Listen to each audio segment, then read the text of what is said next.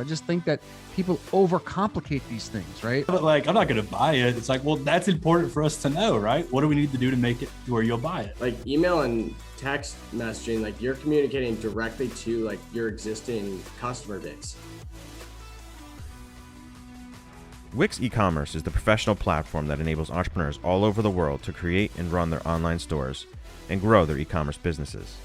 One of those entrepreneurs is Angel Gregorio, who runs thespicesweet.com, a $2 million multi-channel business on Wix. When the pandemic forced so many brick and mortar businesses to close their doors, Angel knew she had to pivot to online to keep selling her spices and keep up with the demand from her loyal customers. In fact, in just a few months, she sold over $900,000 worth of spices through her online store, and her last batch sold out in 2.5 minutes. Angel uses social channels to drive special sales and email marketing to update her customers about new inventory and upcoming events. She also uses in-depth analytics to gain business insights and monitor everything in her sales funnel: store management, marketing automations, and detailed payment reports, all from one dashboard. So if you want to succeed in 2021 and grow your online business like Angel did, head over to wix.com/e-commerce today. Ever wonder how the e-commerce brands you admire do it? How they just know the right message to send to the right people at the right time? Guess what? It's not experience. They have the right data and the right tools. They have Klaviyo. Klaviyo's data-driven marketing automation platform is sophisticated enough to power those legendary campaigns from the brands you admire, but they made it simple, easy, and fast enough for anyone to use. Klaviyo helps brands easily create personalized, multi-channel marketing campaigns using the most powerful asset: your customers' data. Klaviyo integrates with all leading e-commerce platforms, helping you use your customer data in real time to send more relevant email and SMS automations. Plus, building a marketing campaign is drag and drop easy. You can get started with your first campaign in under an hour and easily build from there with Klaviyo's best performing templates. Klaviyo gives you all the power of an enterprise marketing automation platform and none of the complexity, so you can compete with the big guys. No wonder more than 65,000 brands can't get enough. To get started with your free trial of Klaviyo, visit klaviyo.com/uncensored. That's KLAVIYO.com/uncensored.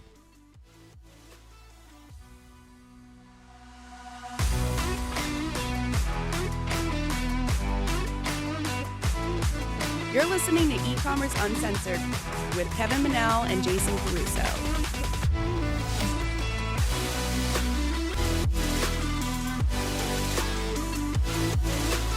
Hey everyone, and thank you for joining us on another episode of E-Commerce Uncensored.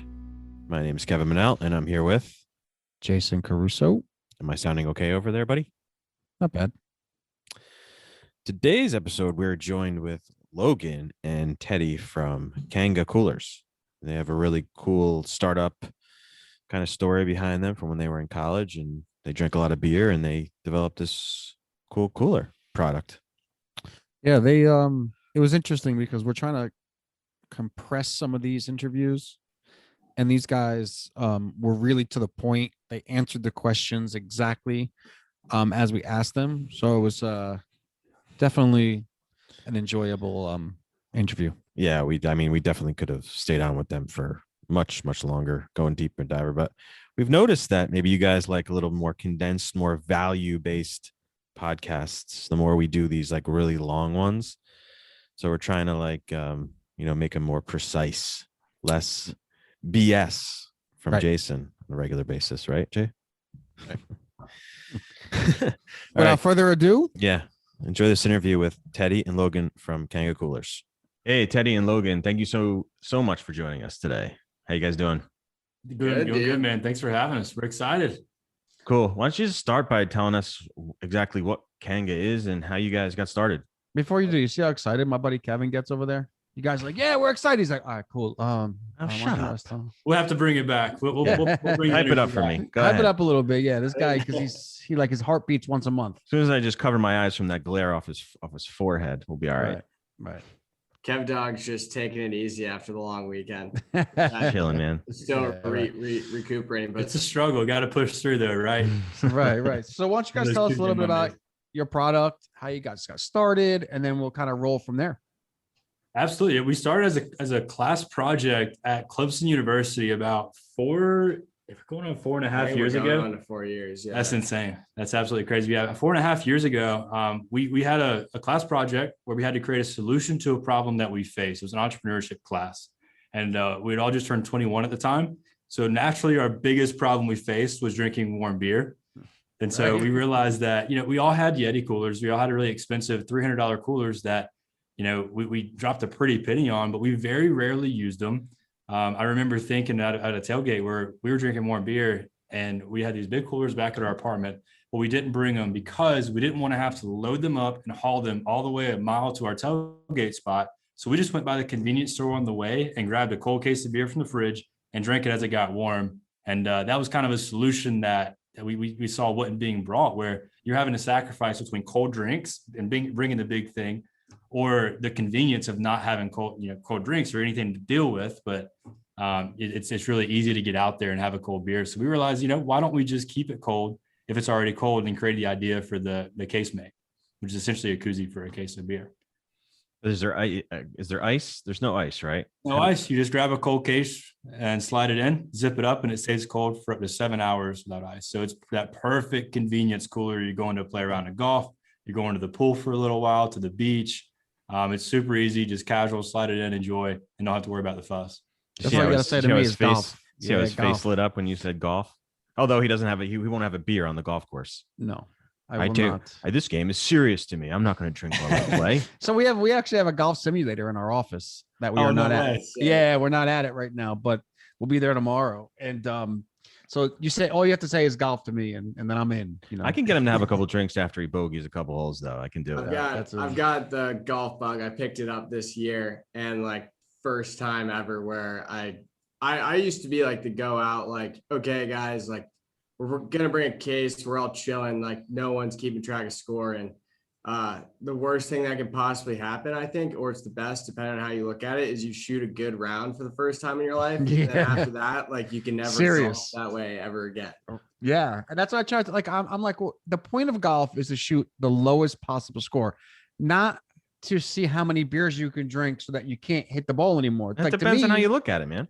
No, I'm a competitor on that one. I'm a competitor. I played college hockey. I've been playing hockey since I was 3 years old. I'm a competitor. I'm out there to win, not out there to watch the birds fly around. I want to win. So I tend to get better though the more I drink as we go. So that happens. See, that's the other thing is I found that if I start off hot and then I start drinking, it's downhill. But if I start off just sloppy and I start drinking, it's usually uphill. So it's that happy medium. You find that sweet spot. Exactly. Yeah. And I'm a low handicapper. I'm probably a 3 or 2. That's not me. Depending. So not most people. Yeah. So, and I used to be a PGA. I used to be a PGA professional. So I take it kind of seriously. So, and I play for a lot of money too. I can have $200-$300 on a round of golf. I mean, I don't want to lose that because I want to drink a beer. Well, I found someone who I'm going to try to get lessons from now. Right. Come to the simulator, man. If I birdie a hole, I'm just fired up. Nothing can ruin my round after that. Right. So how speaking of golf, how practical is this for golf? Because golf is obviously supposed to be 4.5 hours. But depending if you're playing with Kevin, it's a lot longer. But is it I guess my question is a Yeti works. I know a Yeti works. I have 5 of them. I know I stick my whatever it is, coffee or whatever in it, and it works. Does your product I know you're not going to say no, but is it something that really keeps it cold for that long, man? Because to me, I don't know where you guys been my whole life. I haven't seen your guys' product until recently. Totally. Well, here's a killer comparison actually. So last weekend I went and played 18 with one of my buddies who had one of the Yeti hoppers or whatever, kind of the smaller Yetis. Our cooler fits perfectly in the back of the cart. So you can fit a 24 pack, 30 rack, 12 pack, whatever you want. I brought out a 12 pack. He had about 10 beers in his Yeti hopper because that was all he could fit in the hopper with a little bit of ice on it or whatever. But by the time we got back to, the 18th hole, he reached in, grabbed one of my beers, was like, holy shit, it's still cold. Wow. I can't believe that's so cold. And I think the big comparison from there is I could have brought 24, I could have brought 30. Regardless, it still would have been cold. And also I was able to pack more beers onto the course than he was. Yeah, it's not going to keep it cold for 3 weeks, but if it takes you that long to finish your beer, you might need to do I some think soul that searching. I think the beer is gonna go bad by that time anyway, Probably. right? It's gonna get There is skunked. an expiration date on beer. Right. So what do you guys, I just want to know, because a lot of our audience, they're like always like interested in like the details of like how did you, once you first got the idea, like what did you do next? Because I think that's where like a lot of people get stuck. Like I got like probably like 300-400 ideas in my head that Right. they just stay right here. They don't really go anywhere. So how do you He's go? got a whiteboard there too with a bunch of ideas on it. That, you know. Yeah. I keep erasing it. It's just never happens. But so what did you guys do? Like you had this idea.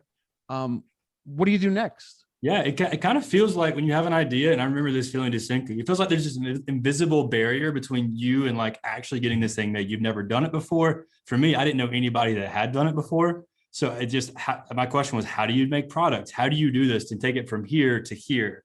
Like, it seems like such an impossible transition. So I completely understand why someone would feel that way, because that's exactly how I felt. But really, you just got to think it through and be like, okay, well, what were we trying to make? We were trying to make a koozie for a case of beer. Question one, what are koozies made out of? Googled that. Google's a great resource. Found out they're made of scuba foam. Cool, let's order. And it's the materials are a lot better now, but at that time we had scuba foam.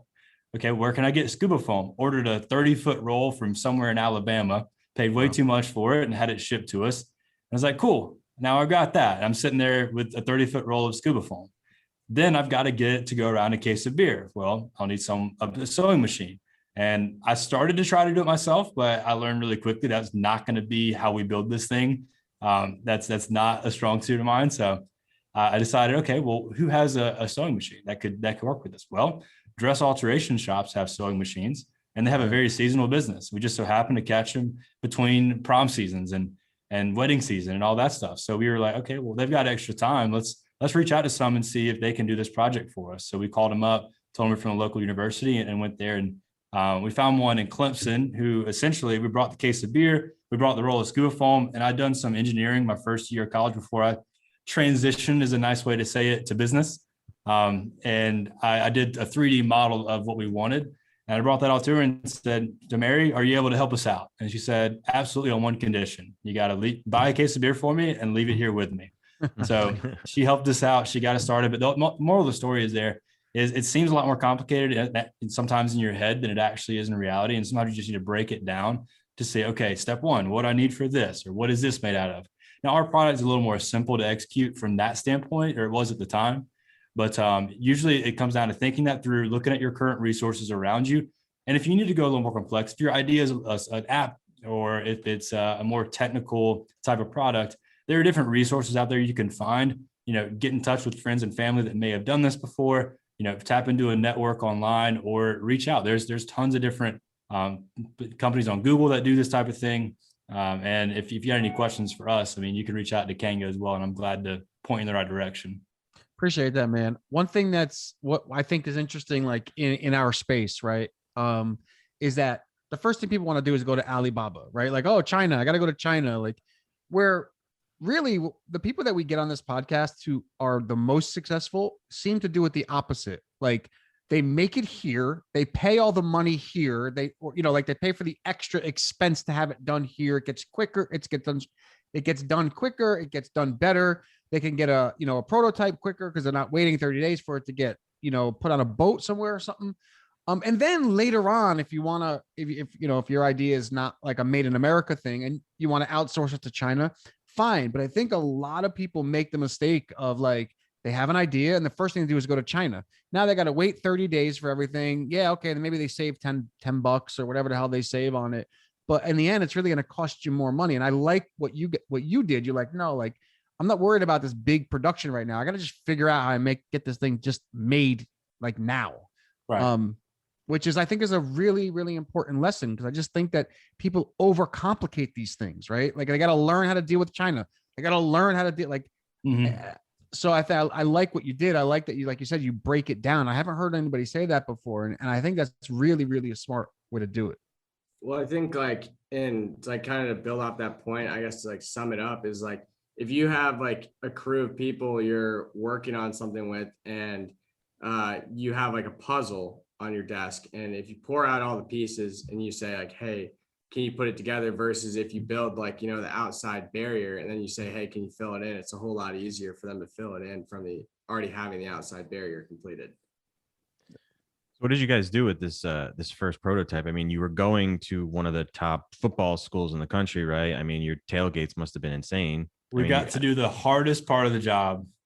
We had to product test a little bit. So product test. had to go out, had to use it, had to make sure it was work. And honestly, we found like our first prototype, it had a big gaping hole in the top because we were thinking, okay, conceptually, this is a koozie for the case. So naturally, you're going to use the case's handle. Like it's a supporting thing, not the whole thing, right? And so we were thinking, well, it's going to keep it cold for a couple extra hours, you know, so be it. But we It's more realized like a style thing. Like I think we were looking at it more as like a t-shirt, you know what I mean? Yeah. Maybe that was what you were looking at it as. At least me, yeah. I was too drunk to think about it that far ahead. But anyways, we had an open hole in the top. And so we realized, okay, well, let's cover the hole in the top. So we go, you know, put a flap on it. We were tinkering with it, right? So we were working with our local, the seamstress for the first prototype. We found a local manufacturer that could help us tweak the formula, because to your point on what you were saying a second ago, with a lot of people going to China first and trying to outsource it, the challenge of that is all of a sudden you are trying to learn how to play that international game, and your eye is on that ball instead of on the ball of, you know, making sure this is the right product market fit. You got to kind of have a tinkerer's mind when it comes to building these things, where you just kind of Frankenstein it a little bit. It's going to look ugly and it's going to be kind of weird and quirky, but let's add this to it. Let's add this to it. Let's add a top flap. Cool. Does that work? No, because I have to now open the top flap to get to the handle to then carry it everywhere. So it's open. Cool. Let's add a handle on top. Let's make it thicker. Let's test this material, that material. And the entire time while we're going back and forth with our customers, we're product testing pretty heavily. And we're going through that product market fit piece, trying to sell these things, doing a test market, selling them for $30, where people are buying into it. They're not getting them given to them. If you give someone one of these things, they're going to like it and be nice to you because you did something for them. Right. You need their credit card. And if they buy it and it doesn't work, and the skepticism is real. Like originally our product did not work like we wanted to. We figured some things out since then. We scienced it up a little bit, but at the beginning, it didn't work that well. And for someone to give us $30 and then, you know, give us their true feedback on their experience with it, that was a lot more important to find out then than when we were making thousands of these things overseas, right? So it's really important to, like you're saying, build it, you know, here, local, do it small before you get to that piece, so that once you get that formula locked in, then you can go worry about the international game if you want to go that route, the manufacturing game. But make sure you keep your eye on the product market fit first. Yeah, I mean, and the other thing is, I think people miss when they go to China is like, you know, you're all excited to get this thing done, and now you got to wait 30 days for the stupid thing to get here. Like, you know, like, oh man, all right, let's wait for the boat to like come, and then like maybe it get caught up in customs, and like it comes, and then like it's broken, and you got to call China up and say like, hey, like, and like, oh shit, okay, another 30 days. It's like, you know, like, and I think it's like it's almost like a self-inflicted procrastination, you know, I don't know, whatever, because like, it's like you find comfort in that procrastination, but at the end of the day, you just have to sell the friggin' thing. And the way that you sell it is getting it done as quickly as possible. And I think a lot of people miss that, man. And I really like what you guys did, because you're like, fuck this, I'm not waiting, I'm doing this now. Which I think is an important piece. Yeah, and the fact that you sold it before it was perfect, because that's another thing that holds people back. They feel like the whole product needs to be the end product before I sell it to everybody. And the fact that you were selling it to I assume you were selling it to people in college and things like that. Yeah. But I'm sure like when you're at a party and you're talking about this and you're like, oh, cool, I'll have that. But when you actually have someone exchange money for something, it's like kind of like a different mindset for them. Oh, it's such a hard thing to do, because we thought, like, everybody always told us that this is the greatest idea ever. This is amazing. And as soon as it was time to put some money up on it, all of a sudden crickets. People were quiet. Everybody that was in our corner were like, yeah, but like, I'm not going to buy it. It's like, well, that's important for us to know, right? What do we need to do to make it to where you'll buy it? So yeah, exactly. It takes the ego check early on, though. It really crushes your soul a little bit to get the first feedback, but you need it. Well, and that's why, like, you know, I don't know how much you know about Kevin and I, but we own several businesses. We have a digital marketing agency.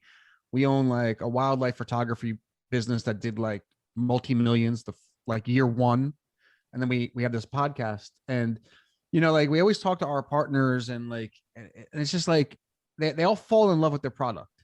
And I'm like, look, I don't really care how much you like it. I don't really care what you think about it. Like, will people take out their effing credit card and give it to you in exchange for that product? Because if they don't, you could take your product and shove it up your rear end and it's useless to us, And I think, we had this client who like made these like backyard brick ovens.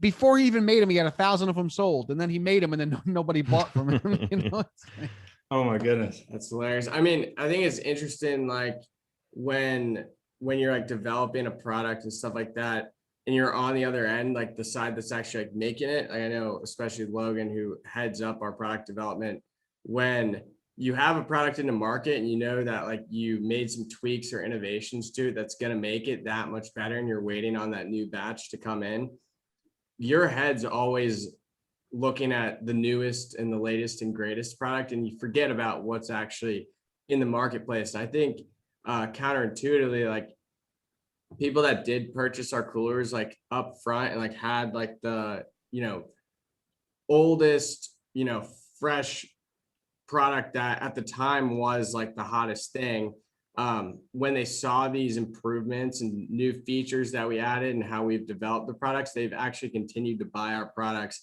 and they're always blown away at the innovations that we're making to it. And I think like getting that initial buy-in from the get-go is so important, because people that actually get or have used the original product and are using the latest and greatest are always just, if you did it right, are that much more like loyal to the brand as a whole. So what did you guys do from there? Like, I'm just thinking, like, if this were me, I'd be building an email list. I'd be like trying to find people who actually are into the things that this product is going to solve, right? So like, I don't know, maybe fishermen and golfers and like, college kids. Like, what was your first step? Because I know like from Kevin and I, right? Like we have this multi-million-dollar wildlife photography magazine, and like 40 or 50% of that comes from email. So how did you start like from there? Did you guys build an email list? Did you, in hindsight, wish you did? What exactly was your strategy from there? Because I'm really interested to hear where you went from. Yeah, absolutely. From hindsight, we would have done a lot of things differently. But at that point in time, so we have the prototype. We were doing the test marketing and things like that. Minimum viable product, tweaking the formula, things like that. So for that test market, we were in college, very fortunate to have a network right around us of our target customers. So we just, tapped into that network, whether it's fraternity, whether it's organizations or friends or whatever have you, classmates. So we just reached out and we got people to sign up on a list, and we sent out surveys. I think we used maybe Survey Monkey or something where we just sent out some surveys and got some feedback. And, we sold it. I want to say it was through, maybe you Shopify at the time. Squarespace we used originally. Originally it was Square. I can't remember if we processed anything, but yeah, I think we may have used Squarespace. But yeah, we ran that through for early customers, got the feedback. But for our actual launch, we decided to go Kickstarter, which was an interesting decision at the time. Some good, some bad, but overall, it's how we got going. It's how we got the funding. I mean, we were like broke college kids trying to figure out how we were gonna get the money to even like place the initial production run. And I think that was eye-opening too, to see like the quantity and like cost that you had to have up front to really start a product. And I think the beautiful part about us being broke college kids was we really had to just entrepreneur our way around everything. I think beginning, like our social media presence was rather large and from the get-go when we started the product. So people started to buy into like the lifestyle content we were making and all that sort of stuff. So a lot of the sales we were doing from, I think like probably like the first year and a half was really like driven by PR and like the way we were able to position the product online. But as we've like grown and started to, take action on formulating an email list, doing like more targeted segments and seeing like how beneficial and profitable that marketing channel is, like we've been able to double down on so many areas we were overlooking because we didn't have the proper knowledge to think about it right from the get-go. This message comes from our sponsor, Wix e-commerce, the professional platform that enables entrepreneurs all over the world to create and run their online stores and grow their e-commerce businesses. One of those entrepreneurs is Angel Gregorio, who runs thespicesuite.com, a $2 million multi-channel business on Wix. When the pandemic forced so many brick and mortar businesses to close their doors, Angel knew that she had to pivot to online to keep selling her spices and keep up with the demand from her loyal customers. In fact, in just 2 months, she sold over $900,000 worth of spices through her online store, and her last batch sold out in 2.5 minutes. Angel uses her social channels to drive special sales and email marketing to update her customers about new inventory and upcoming events. She also uses in-depth analytics to gain business insights and monitors everything in her sales funnel, store management, marketing automation, and detailed payment reports, all from one dashboard. So if you want to succeed in 2021 and grow your online business like Angel did, head over to wix.com/e-commerce today. Ever wonder how the e-commerce brands you admire do it? How they just know the right message to send to the right people at the right time? Guess what? It's not experience. They have the right data and the right tools. They have Klaviyo. Klaviyo's data-driven marketing automation platform is sophisticated enough to power those legendary campaigns from the brands you admire, but they made it simple, easy, and fast enough for anyone to use. Klaviyo helps brands easily create personalized, multi-channel marketing campaigns using the most powerful asset, your customers' data. Klaviyo integrates with all leading e-commerce platforms, helping you use your customer data in real time to send more relevant email and SMS automations. Plus, building a marketing campaign is drag and drop easy. You can get started with your first campaign in under an hour and easily build from there with Klaviyo's best performing templates. Klaviyo gives you all the power of an enterprise marketing automation platform and none of the complexity, so you can compete with the big guys. No wonder more than 65,000 brands can't get enough. To get started with your free trial of Klaviyo, visit klaviyo.com/uncensored. That's KLAVIYO.com/uncensored. It's amazing to me how many businesses and I'm not saying you guys did, but how many businesses overlook email? You know, you pay for the customer one time and then you can sell to them over and over. So like yesterday for 4th of July, you know, we're kind of like in all different, we have like pulled in a lot of different directions, and we often like our schedules, our calendars end up developing really late. Like for example, our 4th of July offer didn't come to fruition until like Friday. So, but you know, it just amazes me that we can send out like 3 or 4 emails in like 3 days and make like $8,000-9,000, you know, and then like it's a digital product, so it's all profit. And it's just like, to think what people have to do for $8,000 or $9,000, like in the real world, is like, it's like crazy to me, right? Like we've sent out an email and we've done like 40,000 in one day. Like that was like our record. Mm-hmm. It's just crazy. Like how many people overlook that even now because they think, oh, email's going away, but it's not. It's still here. Yeah, it's a vital part of our strategy. How is have you tried SMS at all? Like, has that been something you've incorporated? So SMS is really good it's good in some businesses, and other business we don't see it working as well. You know, it's not good for like an email drip, like where you're sending emails every single day. Yeah. It's not good for that, but it's definitely good for like that one-off offer, like, you know, or following up with people, asking if they're still interested in things. For our digital, and it also depends on your audience, like our digital product, our wildlife photography magazine is like 45 and up. So it's they're not as tolerant of. Yeah, we like to send a lot of emails. So yeah. we have this conversation with our clients and all that, and they always ask us, should we go SMS? We're like, yeah, we can. It's just like, we want to send emails every day. We're not going to be able to send SMSs every day. Even though I see some companies, I'm signed up to Hurley's email SMS list, and I get an SMS every day, a text message every day from But them. Eventually you're like, screw this. You're getting off of it, you know? But you have to have a big, I think you have to have a big SMS list to do that. Yeah.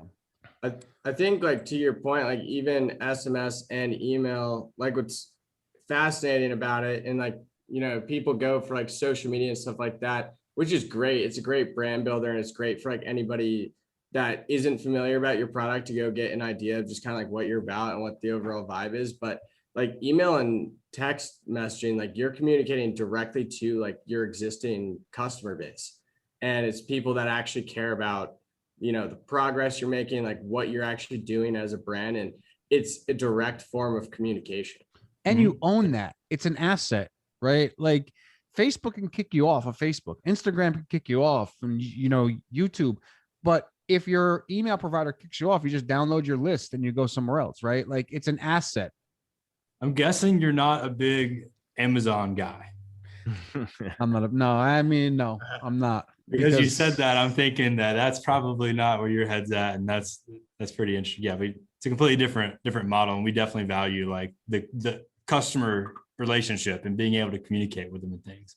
Yeah, because we it's interesting because like I try to tell like some of our other partners who aren't marketers, like it is so much cheaper to sell to people who have already purchased from you, right? So like we sent out an email to our like annual subscribers and we gave them like a credit. Like I didn't even give them anything off. I gave them a credit for their annual subscription to go to a lifetime subscription. So I gave them nothing really. I just said like, hey, here's $97 back towards the lifetime. And that's when we did 42,000 in one day. And then like you send out like this past weekend for 4th of July and we did like 8,000 or whatever it was. It's like, it's so much easier to sell to people that whoever purchased from you. So what I like to do is you always like to have multiple products, right? Like maybe bring them in with one product and then sell them other things later. Cause it's just so much easier to do. And you've already acquired that person. Whereas Amazon, you don't own shit, they own everything. Yeah, it's one of those things though. I feel like everybody's got to be a part of it. Amazon. It's like, instead of fighting with them, do you guys sell on Amazon too? I assume so. We've dipped our toes in the water, but we're not at a place right now where our supply chain and operations are trying to keep up, which is a good thing, but with growth and our current distribution channels. And so we're not going to really jump into that space until we think we have sufficient, quantity coming through to be able to open that up and be successful. We've dipped our toes in it. We're a big Shopify company right now. Have you kept your focus on that kind of young college kid audience? Because I know some of our clients, they tend to like see like all this opportunity when they go outside their target market. Like obviously for something like yours, everybody can use a cooler, right? But do you stick with that kind of age range and young man audience? I think like it's interesting because if you look at it like psychologically, and like a lot has changed as like advertising has become more like targeted towards like different demographics and stuff like that. But if you look at like lifestyle brands as a whole, most of them target or use 18 to 24-year-olds, in our case 21 up, for alcohol, but like use those individuals in their advertising efforts because it's like the aspirational demographic. People are looking to that age group to see what they're doing, how they're using a product, or like what's kind of hip and cool.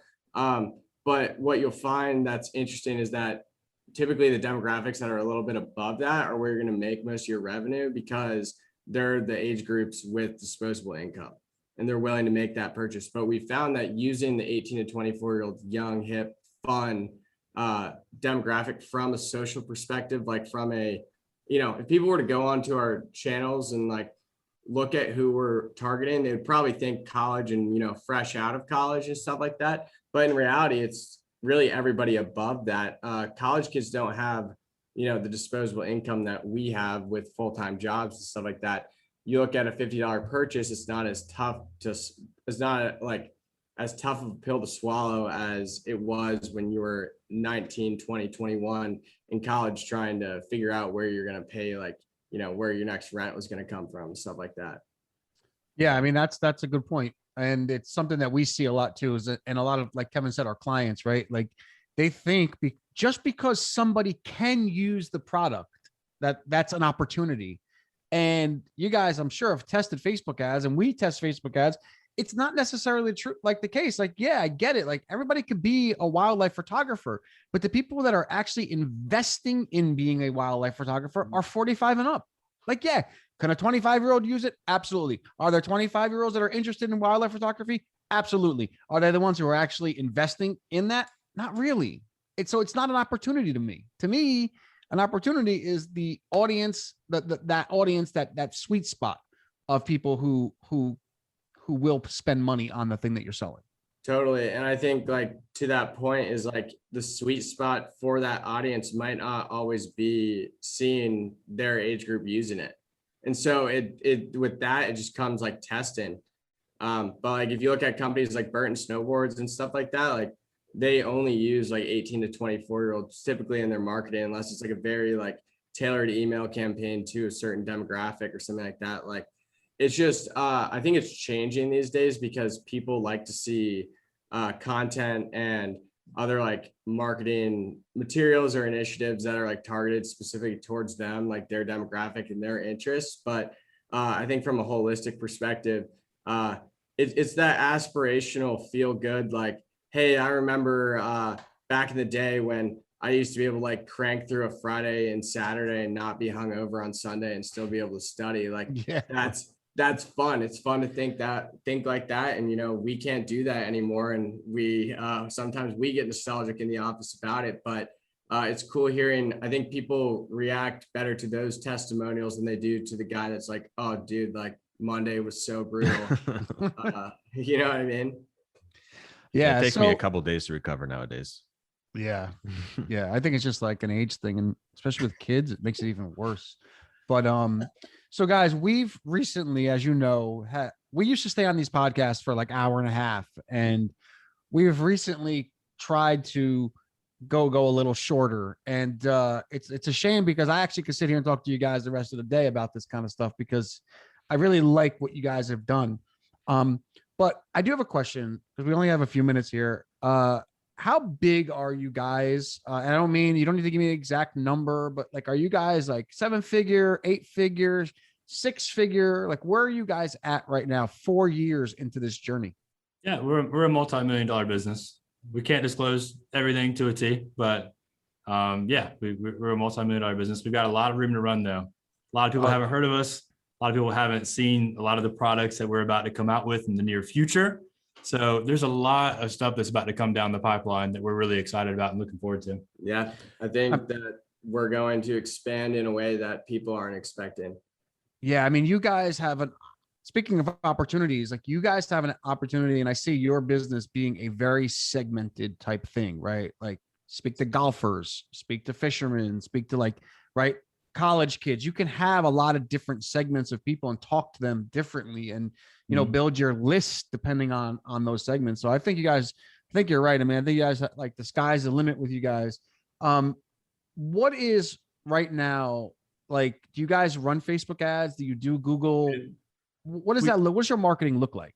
Yeah, we've primarily focused on Facebook ads as our engine to drive everything. In the past, that's been a lot easier than we're currently experiencing. I'm sure you guys have been in the same boat as us with trying to adapt on the fly to a lot of the changes that have been made and things of that nature. So we're constantly learning and trying to retailer our strategy. Overall, we've been very successful at Facebook ads. I think just our product in general, our customer base, who primarily they're on their phones, they're, you know, in that 24 to 35-year-old range where they kind of like Teddy was sitting on disposable income, but also young enough to be more on social media, more active. And yeah, we target them. We find a lot of success in that. Most of our success from a search standpoint comes from branded terms, comes from people that have been exposed to us. We find it, we're starting to branch out in that direction a little bit, but Google is more or less a net to catch stuff that Facebook is kind of generated for us as of right now. And so we're looking at more things, but yeah, you bring them down. We've got the website, and then we have email. We have our SMS set up, which kind of we talked about are two different functions, but both of them for us are really important. SMS has done really well for our customer base, and it's been a really key tool in getting us to, you know, get those repeat purchases and things like that. But yeah, we obviously retarget on Facebook and things like that. But we're big on TikTok as well, not from a paid side, but from organic side. I mean, we've gotten more exposure from TikTok than we have from Shark Tank that we aired on over 2 years ago. So it's crazy the amount of organic traffic you can get from that as well. I think it's so interesting to see, like, kind of to your point where you're like, well, we can speak to fishermen, we can speak to golfers and stuff like that. Facebook has been like such a awesome avenue for that because we can tailor those like interests. And so as a lifestyle brand, I think anybody that's running a brand or selling a product that's surrounded by like people using it in a certain way or for a certain case scenario, like having a platform like Facebook where we can create golf, like tailor golf content towards people that love golf, or, you know, tailor fishing content towards people that love fishing, really opens up our ability. You're not necessarily casting a net as you are simply like casting multiple lines with different types of bait. So I think you might not get as many small fish, but you're going to get a couple big fish. And I think those will equate to the small ones in the long run. Plus we learn all the time, like through these like advertising sprints and like that form of marketing, we learn like how people are actually using our products and like which demographics we need to speak to more. And so that's kind of been one of the best parts about having that Facebook model as our primary source of revenue. Yeah, I mean, you guys could even, you ever see those commercials where, like, let's just say a guy is like walking, like, and then they show him like in different scenarios, like walking through the commercial. Like, so you can start like with a golfer that walks into fishing, to walks into like his kid's his kid's t-ball game, to, you know, and you could kind of like have this person walking through all these scenarios using the product and kind of get that point across almost to everybody. So let's fly him down and shoot an ad with him. Guys, we got to get you in the golf one though, right? What's that?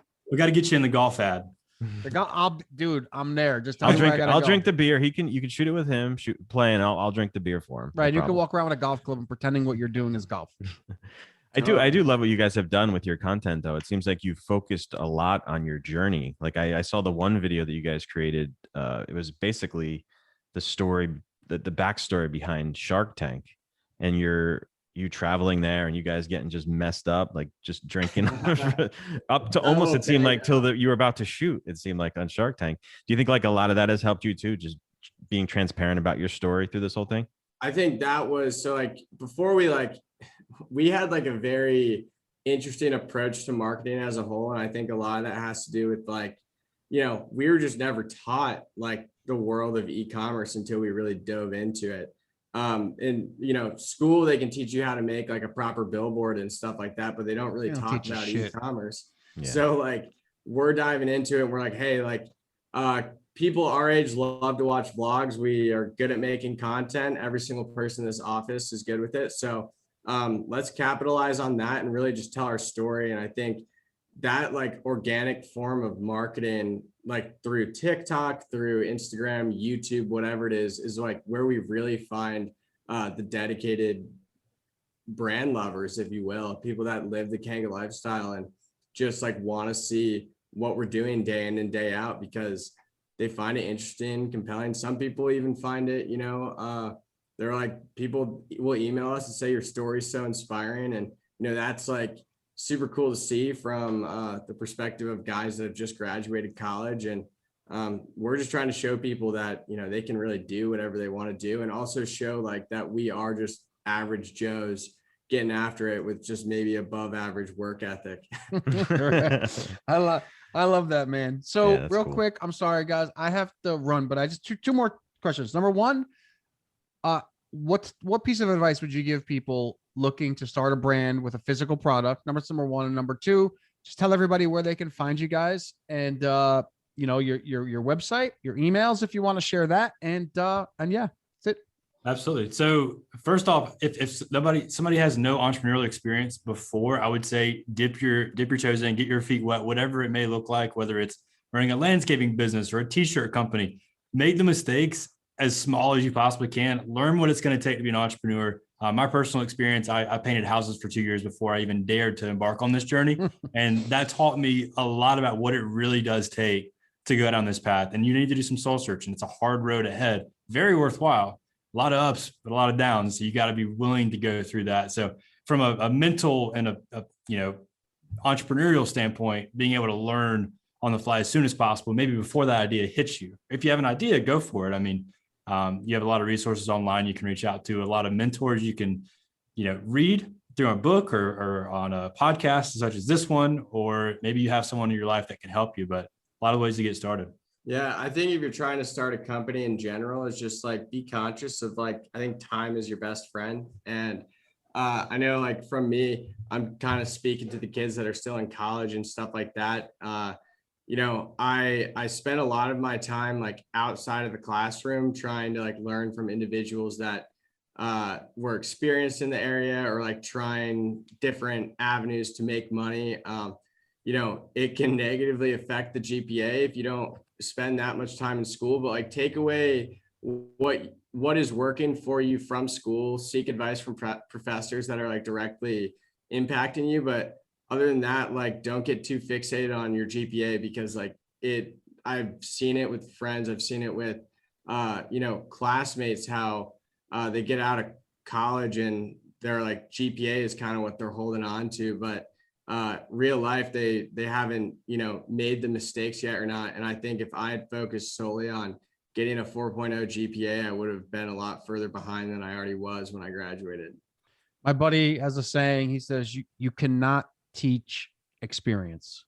So honestly, I'd say drop out of college, because I look at resumes and they put their stupid GPA on there. I never look at it once. And honestly, like, I don't know, for me, 4 years of experience is priceless. You come out of college with a couple $100,000 in loans if your family can't pay for it, and 4 years behind the guy who started working right out of high school. So yeah, my advice in college as much as you can. Well, right, there you go. I always say, like if you can have like you can be the most knowledgeable person in the world, like literally soak up that textbook like a sponge, but if you don't know how to apply it, it's pretty much worthless. Exactly. So where can we find you guys? I think my mother's gonna kill me because she has to run to a softball game. You can find us at kangacoolers.com. All of our social handles are at kangacoolers, especially TikTok. Go follow us on TikTok. You want to see us looking like fools around the office. It'll be entertaining at our expense, to say the least. Yeah, as Dave Portnoy would say, a bunch of dudes wiggle dicking around the office. Love it. That's cool. Seems like you guys are having a good time. Thank you guys so much. Thanks for having us. Appreciate having you guys. Like we said, another great interview with two great guys. Not to reiterate, but we could have talked to them forever. And maybe we'll have them on again. Who knows? Maybe there'll be something to go a little bit deeper in later in time.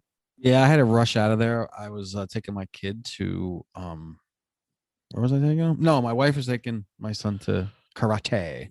So I had to run, but I definitely could have spoke with them for a lot longer. Yeah, we tend to ramble though sometimes. So I think it's good. I think it's good to short and sweet some of these. So make sure you guys subscribe to the podcast, hit that subscribe button. Join our Facebook group at ecommerceuncensored.com/Facebook. And as always, you can check us out at ecommerceuncensored.com. And we'll talk to you guys real soon. Later.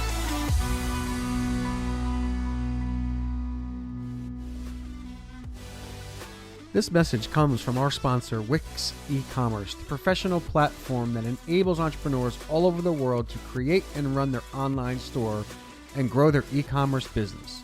One of those entrepreneurs is Angel Gregorio, who runs the SpiceSuite.com. In just a few months, she sold over $900,000 worth of spices through her online store alone. So if you want to grow your business in 2021, head over to wix.com/e-commerce. Attention e-commerce founders, entrepreneurs, side hustlers, marketers, and growth hackers. If you're working round the clock to build your dream e-commerce business, you need an e-commerce marketing platform that works just as hard as you do. That means you need Klaviyo. With Klaviyo, you'll delight customers and drive revenue at the same time, with personalized emails and SMS marketing campaigns that you can design and send in minutes. For more, visit klaviyo.com/uncensored. That's KLAVIYO.com/uncensored.